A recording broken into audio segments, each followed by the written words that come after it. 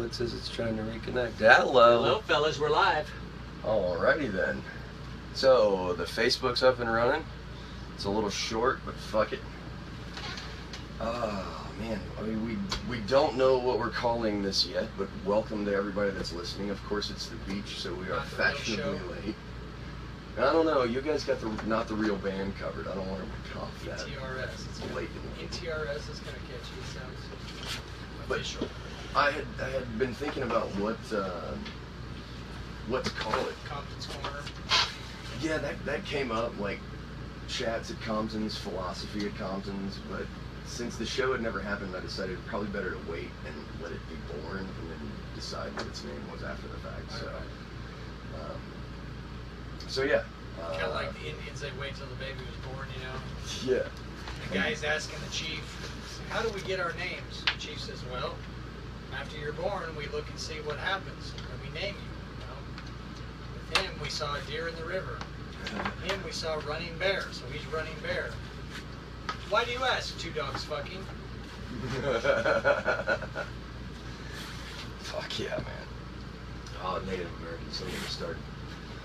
Oh, the genocide that is American history. Native Americans believe that you belonged on the soil you were born on, so... That's why I like that. I think I have a tendency to prefer tribal cultures just because of their social structure. That's kind of my thing. So, Guinness is good.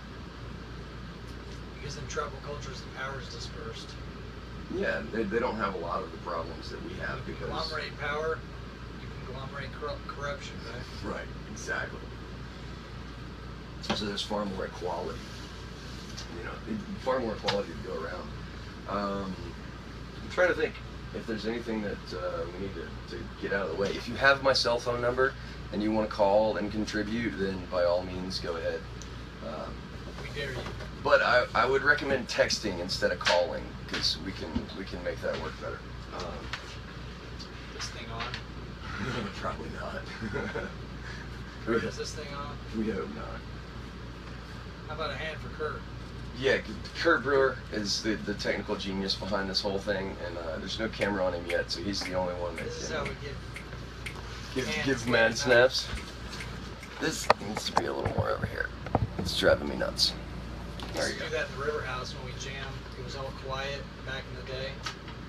Yeah. And, you know, at first I was just a fly on the wall. I just listened to the same word, but the most you'd ever hear was just kind of like, where they just kind of shake their heads and good one. You know? Now it's like, woo, big party. And it's still fun, but it's different.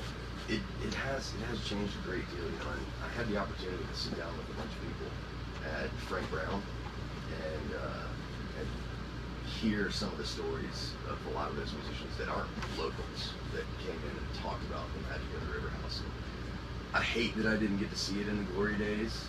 You know, a lot of people didn't because it was pretty exclusive. I mean, but I think the story and the legend of it makes it just as good. And I wasn't even around for the glory days, really. Really? I caught one really good year, the year my dad died. Came here and met Freddie Powers. It was still like Sonny, Hank Cochran, Freddie Powers, and all legends sitting there playing. What year was Excuse me. I won't answer that. Oh, unless it's somebody that wants to talk about the show. I don't think it is. Hey, Kurt, can you grab that ashtray for us, please? The reason I'm asking Kurt to grab something is because I know if I stand up, I'm going to fuck up this wiring situation. For sure. So, is that somebody calling on the show? I don't know. I know. Whoever that was that just called Chris, if you're listening, we're not gonna say who it is. call us back. Because this is the kind of shit that's amusing. Oh, and I forgot to press record on this little guy. Howdy, man. Oh, 5'10".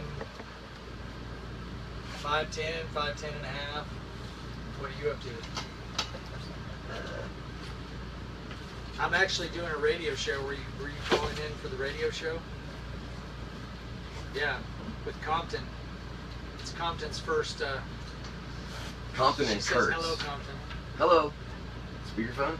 Give us some speakerphone. Oh, okay.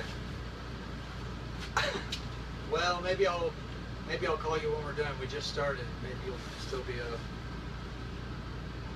Oh, you'll definitely be up. Okay.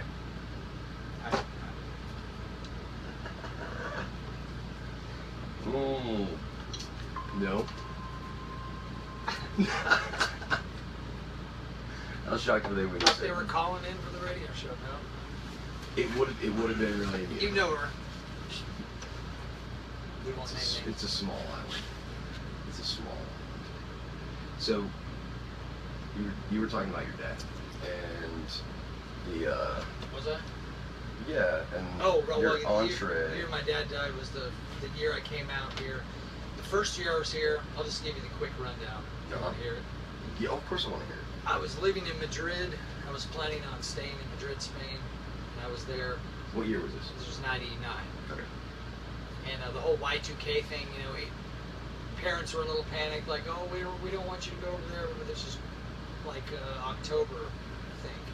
Yeah, October 99. And I got this call from my mom after being in Spain for about a month. And she was all panicked because Dad was coming to the Songwriters Festival. And he was on oxygen. He had, you know, tanks and machine and a lot of maintenance. So she was worried. She's like, oh, I'm just worried about your dad. He's going to go to the Songwriters Festival. You know, I'm trying to tell him not to, but he's going anyway. He's got nobody to help him, all this, yada, yada, yada. So I finally said, okay, Mom, buy me the ticket to Pensacola, and I'll leave Madrid. You know, I'll go meet him and do whatever I need to do. And it's a good thing I did, because when I got here, he wanted to stay with Joe, because they were good friends. But Joe just didn't have the facilities for him. He had a motorhome in his backyard where the power was off and on. It was spotty at best. And here he's got this breathing machine that needs power, you know. It was infested with ants. And that was the first thing I did. I said, Joe, come on. I mean, I know he wants to stay here, and he told you just to put him in your backyard, but you got to put him somewhere else where the power's reliable. So he moved into a condo somewhere, and that year I didn't really get to explore much because I was taking care of him so much. But the year he died, you know, I came and I was free to do what I wanted. That's when I really discovered the River House and people like Freddie Powers. What year did your dad pass away? That was 2002. 2002. Okay. Man. So that my first year was 99. The next year I came was 2002, and I've only missed maybe 2 since. So when did you move here full time? Well, I moved. Well, I moved to Nashville, but I was here first for a few months for Songwriters. Oh, and I just hung out for a month or two at the beach. Then I wound up moving to Nashville, and I wasn't there a whole lot because I had a girlfriend in Muscle Shoals, so I was back and forth. I was actually in Muscle Shoals more often. No, not that good. But I think, I mean, I consider it, you know, 10 years ago that I moved from Oregon. Oh, okay, 10 years. Wow. That's amazing, right? And Mickey, your dad is one of the guys that I wish I could have seen live, because everything I've heard about his performance from other people, and I'm sure you hear a lot of this, but it was the compliment that sticks with me the most is he was the guy that could get you in 3 chords, and he could take the rowdy Floribama room and quiet it with his presence. Well, that last year, the 99 was the last year he came. Yeah. And actually the very first gathering was at the Silver Moon. Before it was the Silver Moon, it wasn't even open yet. Really? Yeah, it was just some people from his chat board. He was way ahead of his time. I mean, he had a website up and running and selling CDs before Willie Nelson even had a website, before most people had a website at all. And he had an active group of people chatting. This was their Facebook at the time. Yeah. And they all got together and are friends now. And they kind of created that first gathering at the Silver Moon. Now, that first night at the Moon, I'll just tell you this quick story about him, and I have to tell this on him. He had been bedridden and sick for years, right? And they had this little party at the Moon. He didn't have his guitar. He took somebody else's guitar that he wasn't familiar with. Not only that, but before he got up on stage, he wanted a little whiskey for his throat. And somebody started pouring him something. He said, I'll make it a double. So they filled up a glass, and it was actually 151. And he just took it and boom, downed it. So he was instantly drunk. And that first night was a little rough at the Moon. He did like 1 or 2 songs, and he was pissed off because he couldn't play the chords, wrong guitar, Oh. wrong tuning, all that. He was really frustrated. So I was thinking the next night, the big show at the band, I was like, oh God, you know, how's this gonna go? Because you got to understand, I'm used to him being the guy you're talking about, on the ball, you know, the legend.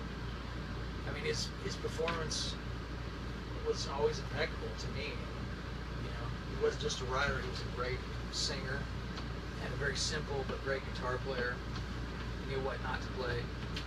And so, yeah, after that first night at the Moon, I was a little worried. That was the first time I was rattled in my life. I'll put it that way, as far as his performance, you know, quality. And he couldn't breathe. His lung capacity was maybe 30% or something. But the next night at the Bama, he just fucking killed it. Just totally. And I was just blown away the whole night. And the place was packed, and people were lined out. They almost didn't even let my grandma in. She was standing in line patiently. Yeah, and the line was weaving out both doors. And it was great. Shit. And he went, I think, 2 hours. Never missed a beat. Wow. So he was I bet that was a little sweet vindication from the night before. Oh yeah, it was. Yeah. I thought, all right, Pops can still do it. Coming back strong. He still got it in him. I remember the first exposure that I had to your dad was like a lot of people who aren't songwriter fans, and me being a neophyte to music. Anyway, was the Big Lebowski, and that song, I had heard that song a long time ago, thanks to my parents listening to good radio stations and that crap. But yeah, that's Supposedly Jimi Hendrix's favorite song. That's what he said. Now, really. yeah. At the time, you say that, hey, that's my favorite song. Who knows if that was his all-time favorite, but that is a quote. He said, man, that's my favorite song. But I mean, it amazes me the kind of reach that music has, and it's a constant reminder that it's right there, man. It's your neighbors, it's the people standing next to you, and you've all heard the same I may have stuff. told you this story, or told this story on stage about that song. I got this email one time. You know, I believe it was from Lithuania. It was somewhere in the somewhere, you know, in the Baltics, the Baltics, Western Russia, whatever, Western USSR. And they said, we love your dad's song. Just dropped in to see what condition my condition's in, because we love The Big Lebowski. It's our favorite movie in our village. I was like, man, that's awesome. That's crazy. But you know, they have this movie that it's like a cult classic, and the Big Lebowski is, you know, incredible. I'm sure you know its story. It was a flop in the theaters, but after that, it basically outsold every other movie on the home market, DVD market. Cult classic. I think anything that becomes a cult classic is a testament to the pitfalls and downfalls of the industries, and things that it's a rebellion. Yeah. It's a rebellion of the audience. Things that are that kind of good aren't good for the industry, but they're the things that are good for your soul, and the things that make us really smile and make us happy, that we go back and watch 15 and 20 times. You know, because how many major blockbusters? One, kudos to Jeff Bridges. I mean, the whole cast. Just, it's a great story. It's a great story, and it's wildly amusing. But yeah, distraction. Are my cigarettes somewhere over there? I would go look for them. Pack of Camel Crush. See, pack of Camel Crush anywhere. Oh, so this is that type of show. What are you talking about? If I could smoke something else, I would. But We can't smoke crack. I know. We're limited on what we can smoke. Aha! Sweetness. Yeah. Sweetness. Anybody got a lighter? Anybody got a lighter? Or that old No, right? So, you want to hear the story about that song then? I want to discuss marijuana legalization after you tell me about that song. Okay, well, speaking of being ahead of his time, Townes Van Sant was also pretty damn good and ahead of his time. Dad had been trying to get him. Townes was from Texas, I think Houston area, like my dad.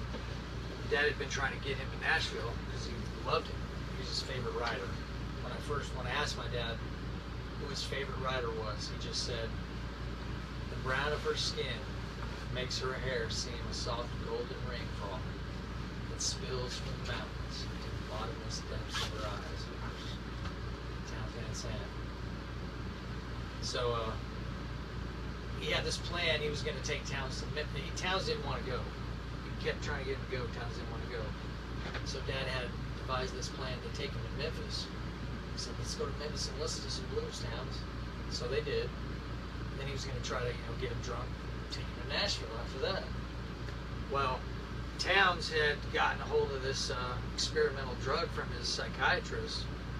Towns' family was rich, and they had a high-price shrink for him. He probably didn't want it, but, they had it.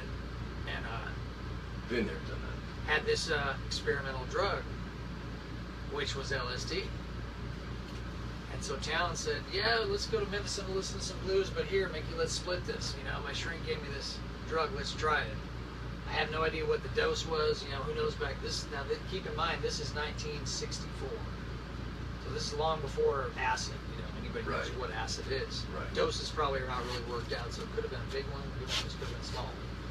But anyway, what he said about that song was, I used to write about something that pertained to where I was, or, the theme of where I was. Like if I was in Memphis, I'd write, some rhythm and blues. If I was in Mobile, I'd write whatever, country. And when I was in hell, I wrote this song. So it was probably, quite a bit. But they partied so hard in Memphis that Towns basically passed out. And so Dad thought, okay, well, here's my chance. I'm going to take him to Nashville. But he didn't want him to ride in the car with him because Towns was unpredictable. And he thought if he comes to in the car and knows what I'm doing, he's going to, either jump out of the car or make me wreck or hurt me or something. So I'm just going to lock him in the trunk for his own safety. And he actually had to throw the spare out to get him in the trunk, an old Cadillac. And so that's where the line 8 miles out of Memphis and I got no spare comes from. And I don't think they ever made it to Nashville that night. But Yeah. Why would you? I can't imagine what acid was like in 1964. Well, I mean, before you even know what, you have any concept of it, it's like Yeah, like Thompson said, man, buy the rye ticket, bread, take all of a the sudden ride. the rye bread. Yeah. Damn. Have you ever seen the thing about how they did this study about werewolf trials and witch trials in Europe? And then they had all these dots, and then overlaid this map. This was a documentary I saw on something like Discovery. Yeah. And then they overlaid this map of the places where the ergot would grow in rye, and it perfectly matched, So a lot of these witch trials and things were inspired by a lot of people tripping and not knowing what was going on. Imagine the whole village all of a sudden tripping. You're like, some witch has got us under a spell, Oh, I have not heard that story, but that makes so much sense. Makes so much sense. I believe in it. What's the book about Salem witch trials? I'm not real familiar with that. I can't remember the name of it, but I believe they mentioned something just briefly about the rye or the ergot, the rye bread. I wouldn't be surprised. But it makes sense to me. It's pretty logical. I wonder what book that is. We'll have to look that up. You have Google, right? Yeah. You want a computer? No, I'm good. We got extra computers for those moments of genius where I forget what I'm talking about. This is unedited. Yes, it is unedited. No teleprompters. No. Speaking of those, we're going to talk about politics or fuck that? I'll give you my quick synopsis on politics, and if you want to go Let me there, just we have to can real go quick. there. Pardon me. Sorry. Kurt is the badass that makes all this shit happen. Technical genius. We'll shout out. And if there is anyone on the Facebook Live, and it looks like there is not, other than us, if someone does chime in, we're not paying attention. Sorry.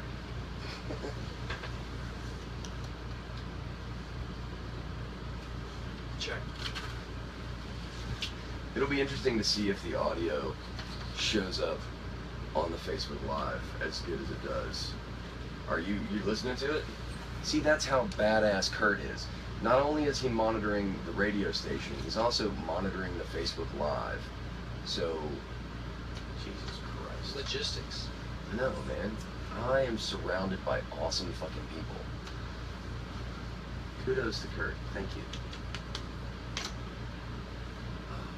Oh yeah, okay, so to preview you guys on the conversation before this whole thing got started, because I'm going to save my political synopsis for something else.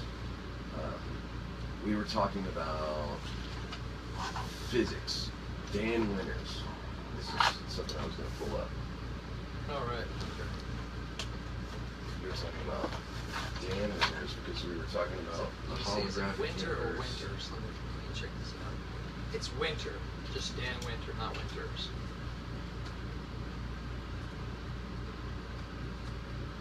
And I'm not connected. Look at that. Way to go, laptop. So physics is something that comes up quite a bit. Oh yes, I have seen that face before.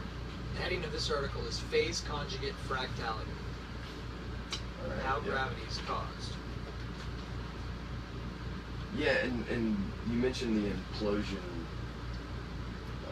and that's a real shit website right there. I don't know if you can see that on, no you can't, but yeah, no pictures, no pictures. Real deal website. Okay, there are a few pictures, but they're all graphs, scientific shit. And so that gets us into the fractal math that we were talking about, and how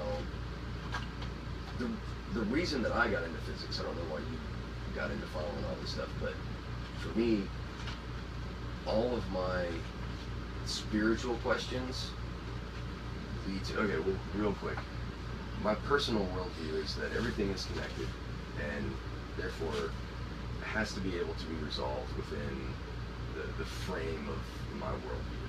And if you can't resolve all those questions, and you can't make it all line up, then something's not right. And it's not a pick and choose kind of thing. You know, in my head, it has to make sense, or it doesn't have to make sense. There is an answer out there, and so the pursuit of that answer is what it's all about. And so when you start to try and reconcile spirituality and the meat bags that we are walking around, how does that come about? And physics is the language that is becoming chemistry and electromagnetism, like you talked about. It seems like the more we understand the different disciplines, though, the more they converge, you know, and intertwine, Right. obviously, because everything's connected. Well, I've heard some people call that syncretism, you know, where if everything is synced, and you know, I've had the same kind of strange journey, honestly, because well, put it this way, my job and my lifestyle lends me a lot of free time. So with that free time, I do various things. Watch movies, play video games, play a lot of guitar, but I also study. And I've just been free to study for the last 10 years or so, whatever the hell I wanted to. You know, whatever popped into my mind. Physics was one, you know, and law. And studying all these different things, for some reason I kept seeing these connections, you know, intersections. Yeah. Coming back to the same thing, or I would start studying law, but then wind up studying physics because it brought me back somehow. You know. Yeah. And I love, personally, that's what interests me the most, is following the trail of things and seeing how they're connected. Right, and the thought experiment, you know, the lost art of the thought experiment. When you find something, being able to go through and think it through on multiple levels and have that internal monologue and maybe in the end we'll find out that there is no different discipline. They're all just, you know, different it's all expressions of the physics. same thing. It's all quantum physics, maybe. Yeah, you know, music is quantum physics, or maybe it's all just music. Well, when I'd rather put it that way. It's all just music. I like that, because when you look at where physics is going and string theory and, you know, what we understand about quantum physics now, it's all vibrational. And like we were talking about with the heart-centered stuff, Dan wears, and what was it, the tetrahedral? I can't remember the name of the mushroom shape right now. But I can't either. It might be in here somewhere though. This is but most of this shit is way above my head, but he's basically saying that, you know, our understanding of gravity is not right, which a lot of physicists agree. yeah, they're holes. They're holes in general. Newtonian physics is a little antiquated, maybe. Yeah, well, and that ties into something that I heard when you talk about consciousness. I know I told you I've been doing a neuroscience thing lately, and the way that we try and comprehend stuff is very much framed in our time and space. And so you had, when machinery was first coming about, when the Industrial Revolution and all that good stuff, we defined who we are and what we are in terms of machines. And so the machine that we are. But the difference there, which was a great analogy that I love, I can't remember who I'm quoting here, but you can take your VCR apart and put it back together and it'll still work. You cannot take your dog apart and put it back together. I didn't hear that, but what I heard something that I think was an Einstein, or at least credited to Einstein. He said, you can't take a flashlight apart and put it in a bag and shake it and expect it to put itself back together. Yeah. That's a whole other level. Because those things aren't natural. They are separated from our natural condition. That's one of the catastrophic events of our time.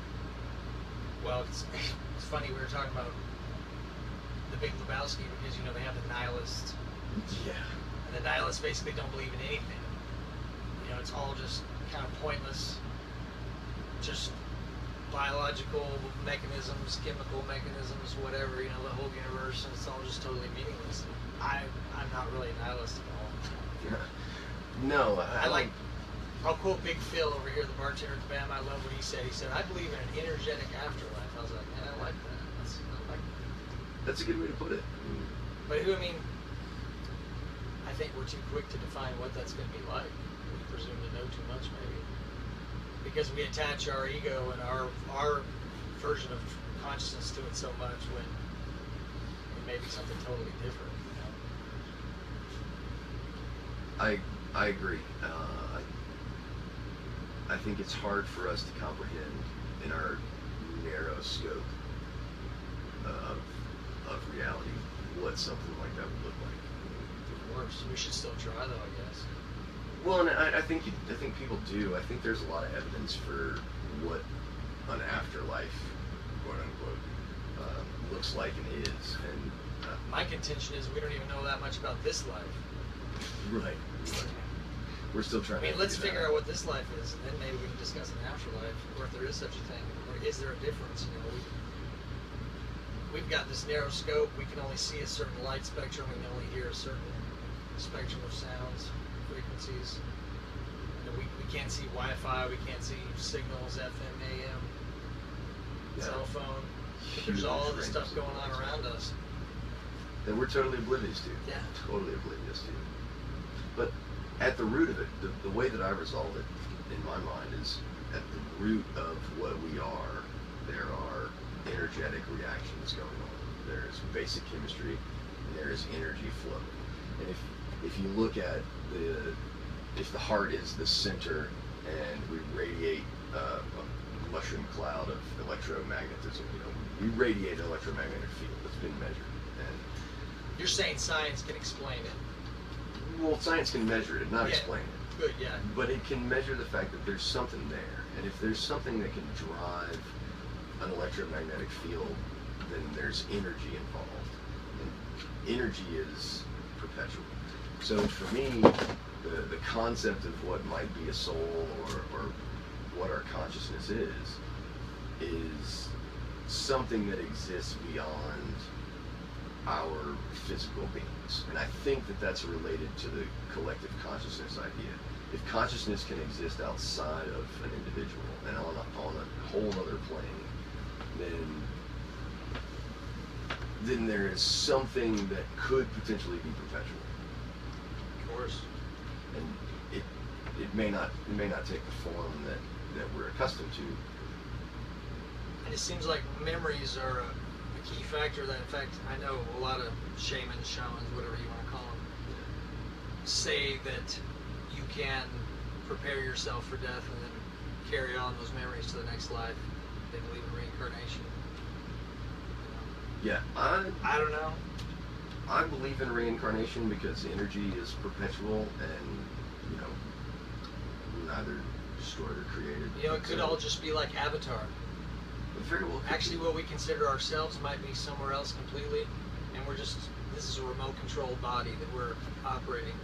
Well, and that segues into the neuroscience that got me started on the neuroscience kick. Was someone was talking about where our consciousness is. So if you go into someone's brain, all the scanning technologies that we have, you can't put your finger on a specific memory. So where does that live? And there's no way for us to go in and pull out a single piece that says, okay, this is our memory of blah. And the experiment that they used to reinforce it was college professor asked his lecture class to draw a dollar bill. And what you got was the stick figure equivalent of a dollar bill. Yet if you put a dollar bill up on a projector in front of everybody, you get a much more robust interpretation and representation of what a dollar bill looks like. And these are college students, so they've seen dollar bills how many times, but it implies that the brain is not a memory bank, it's just a processing unit. So there's not actually a memory of a dollar bill in there, there's only the memory of the concept of a dollar bill, and there's a need to tap into something else that is the storage unit. And that segues into the holographic Another one of my universe. problems with, you know, modern mainstream science, Yeah. especially the very materialistic kind, very Darwinistic, I guess you could say, because I think their main contention is that it's just a computer with memory, and you know those memories are all in there, literally like a hard drive. We can dig them out, we just don't know how yet. And that may be, but that certainly hasn't been proven. Yeah, and we're definitely just not there yet. I mean, and because we're at this stumbling block, there's when the philosophers of consciousness get together, it's very problematic because you can't say it undermines Descartes in, as he's quoted, I think therefore I am, which isn't the actual quote, by the way. I can't remember it verbatim right now, but what if it's not thinking? You know, I think therefore I am could more accurately be described in this particular model as I process, therefore I'm tapped in, or something akin to that. I guess it would depend on our definition of thinking. Yeah, and how little critical thinking people do now. It's a whole other topic. Can a rock think, though? No? Okay, well then can a virus think? Can a bacteria think? Can a amoeba think? Can a salamander think? Where do we draw the line? Well, I say yes.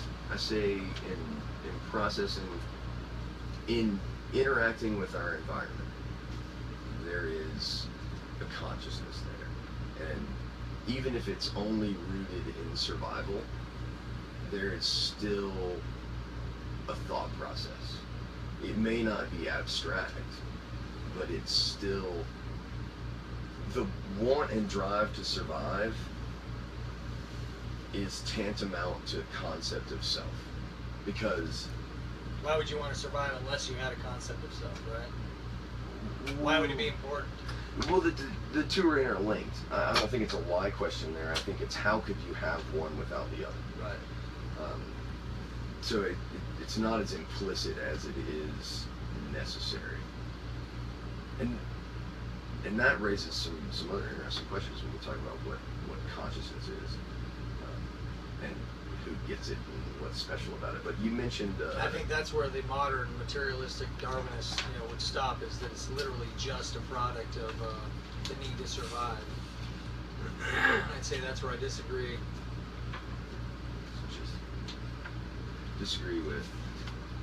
I would say, let me just restate. The modern, mainstream biological science would say that consciousness is just a result or in process of the need to survive, the will to survive. Yeah. And that's all it is. And there's nothing extra or nothing special about it.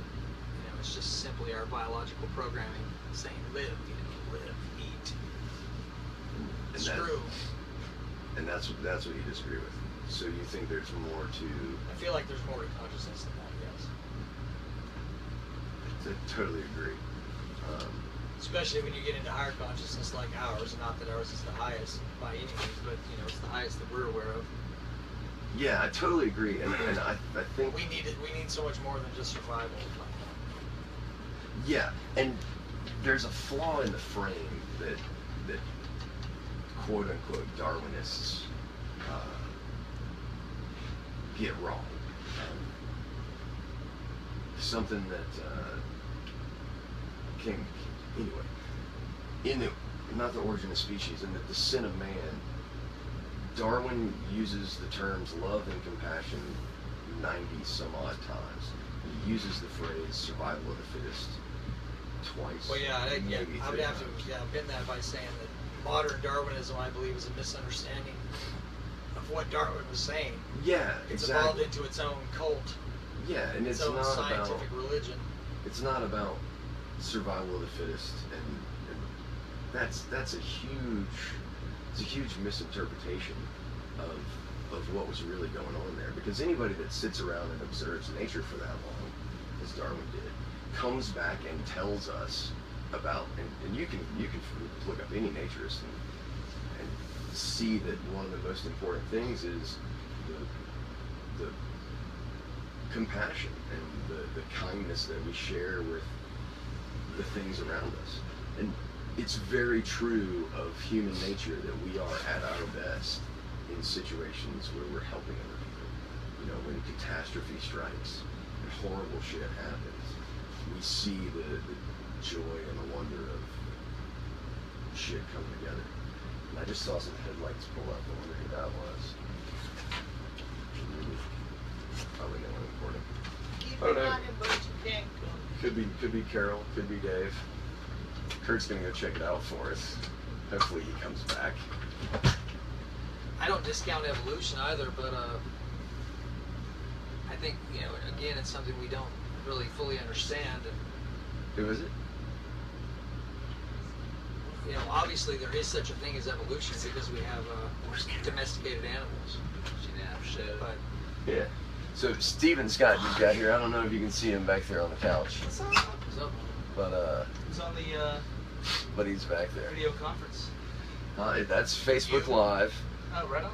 That's just a recording for YouTube, and Audio. the audio is for the FM channel, Oh, cool. for the pirate radio. That's actually for that camera, and this is going to here. Oh, right on. Yeah, so there's a little rundown of what we're doing. we talk about physics, Darwinism.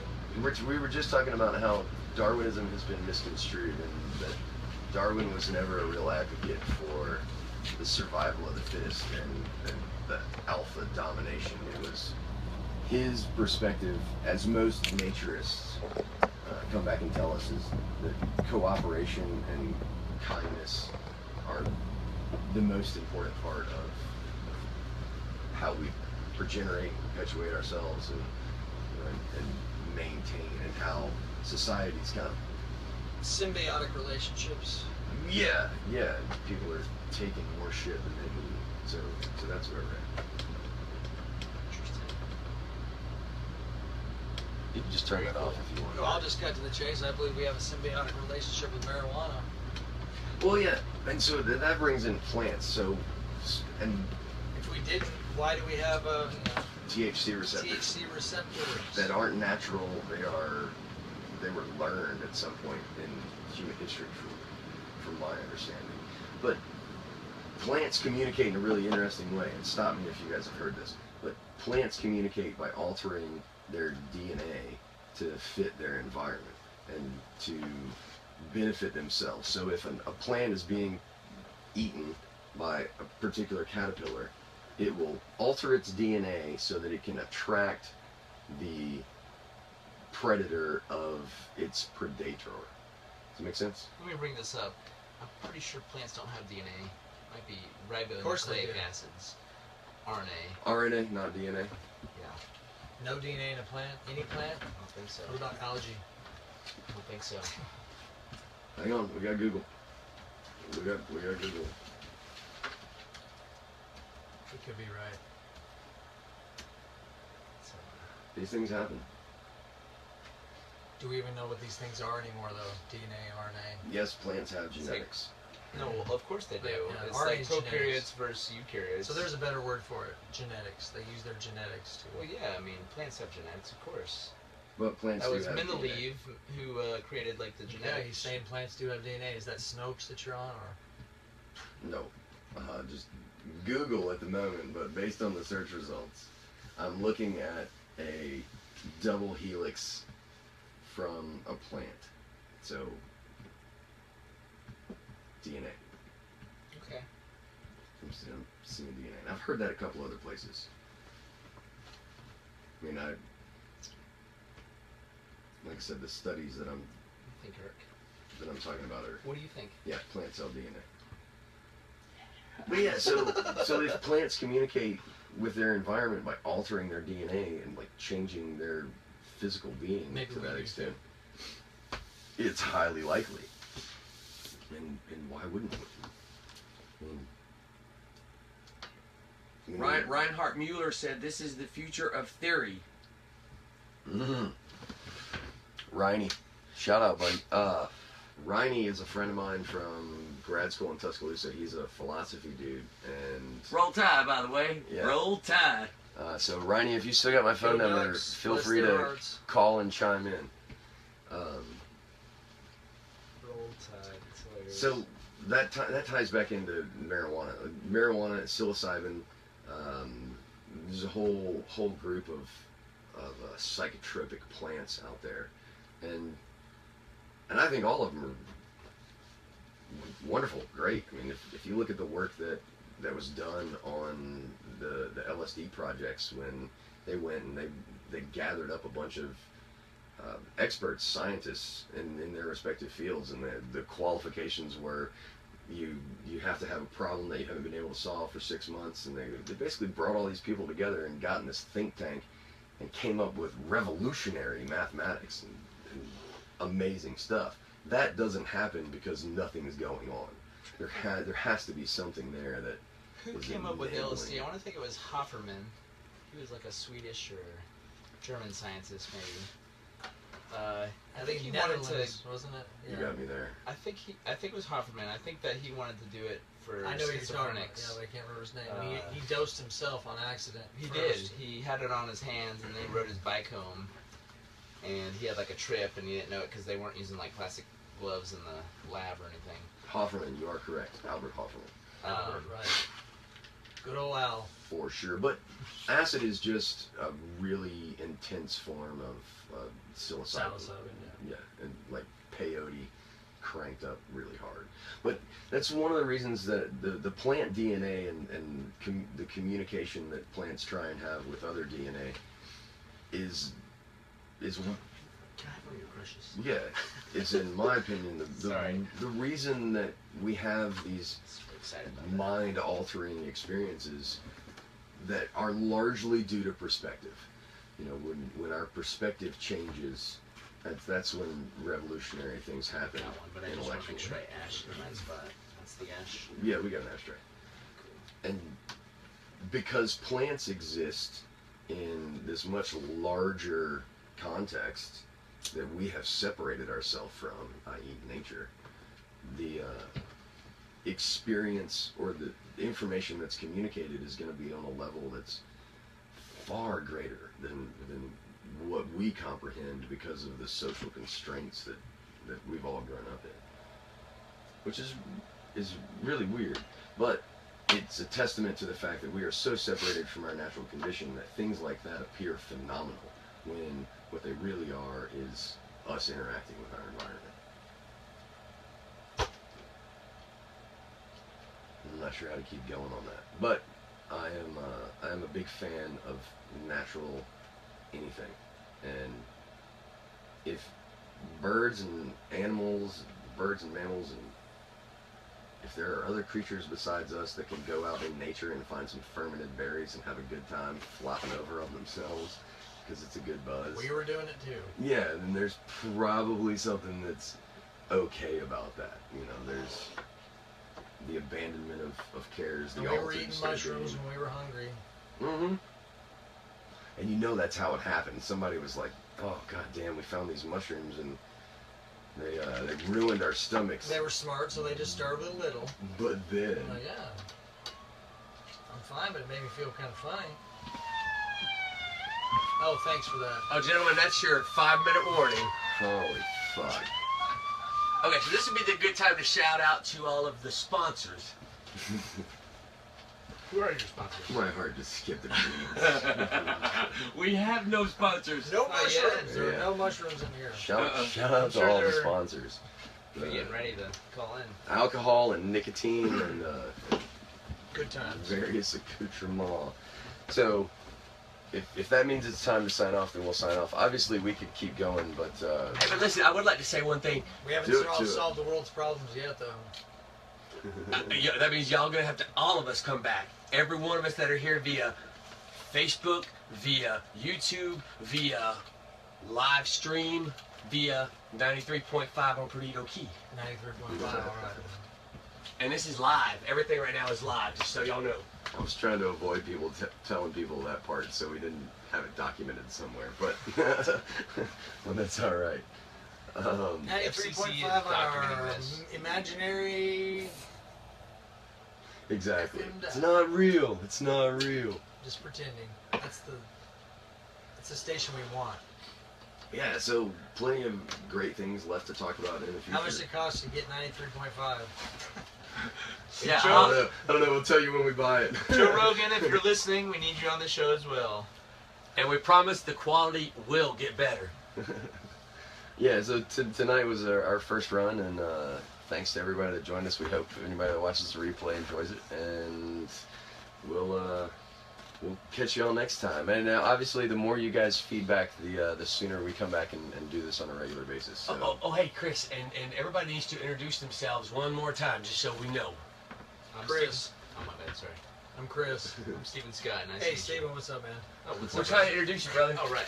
Sorry. Nice to meet you, Steven. I'm Just Compton. joking. Nice to meet you, I know Chris. Steven. Compton. Nice to meet you guys, We're, too. Peace, truth, love, and peace. Good night, Later. Cleveland. Where's the stop button on this?